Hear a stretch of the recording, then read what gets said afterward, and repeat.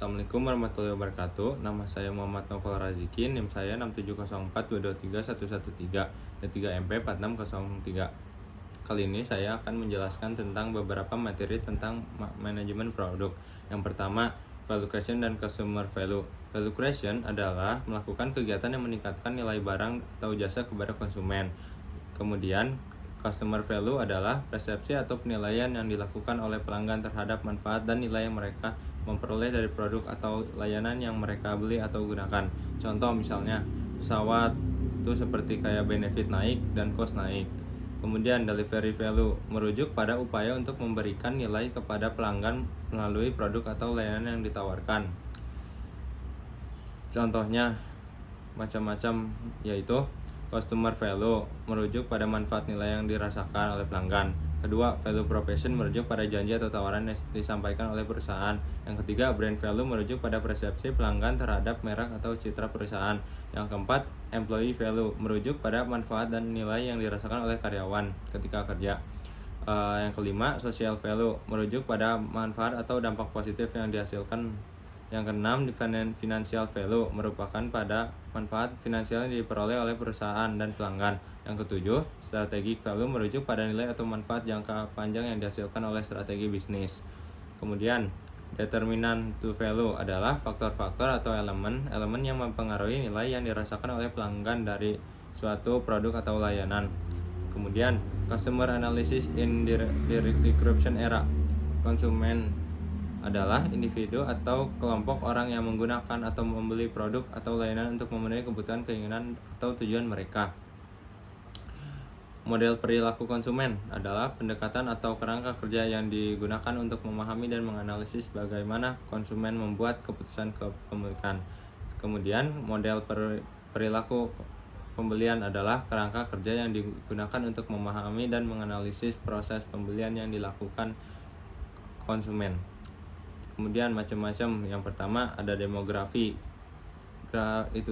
Demografi adalah karakteristik demografi seperti usia, jenis kelamin, pendidikan. Yang kedua, kepribadian seseorang termasuk aspek seperti tingkat kepercayaan diri, keberanian, dan ketidakpastian. Yang ketiga, motivasi konsumen seperti kebutuhan untuk memenuhi kebutuhan dasar.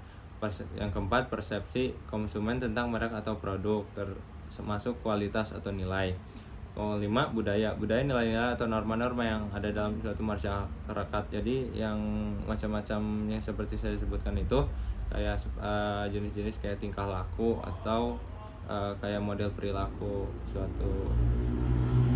Yang keenam, pengalaman masa lalu seorang baik positif maupun negatif.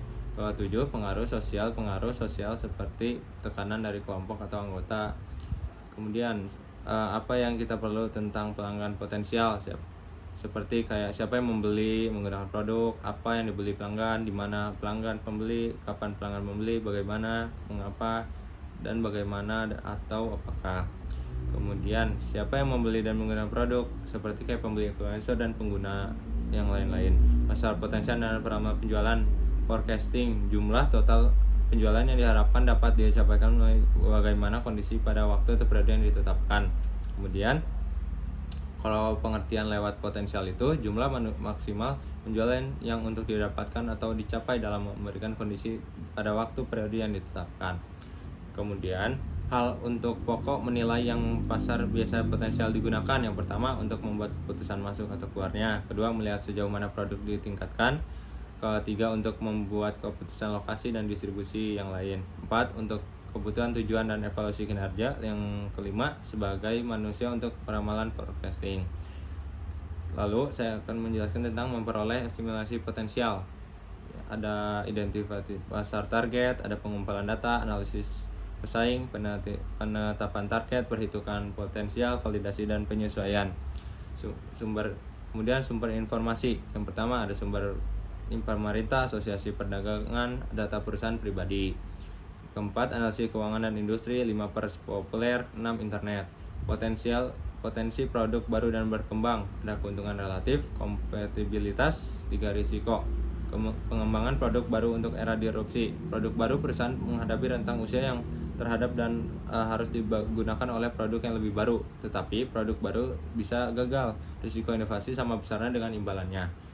Kunci bagi inovasi yang sukses terletak pada keseluruhan usaha perusahaan, perencanaan yang kuat, dan proses pengembangan proses baru yang disistematis. Kemudian, ide produk baru. Perusahaan menemukan dan mengembangkan ide produk baru dari beragam sumber. Sumber-sumbernya ada dua, yaitu sumber internal dan eksternal.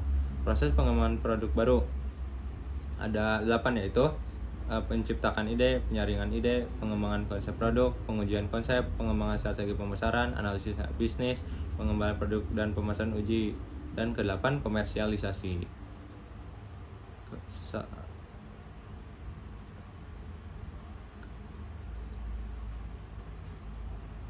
Segitu saja dari saya. Bila ada salah, assalamualaikum warahmatullahi wabarakatuh.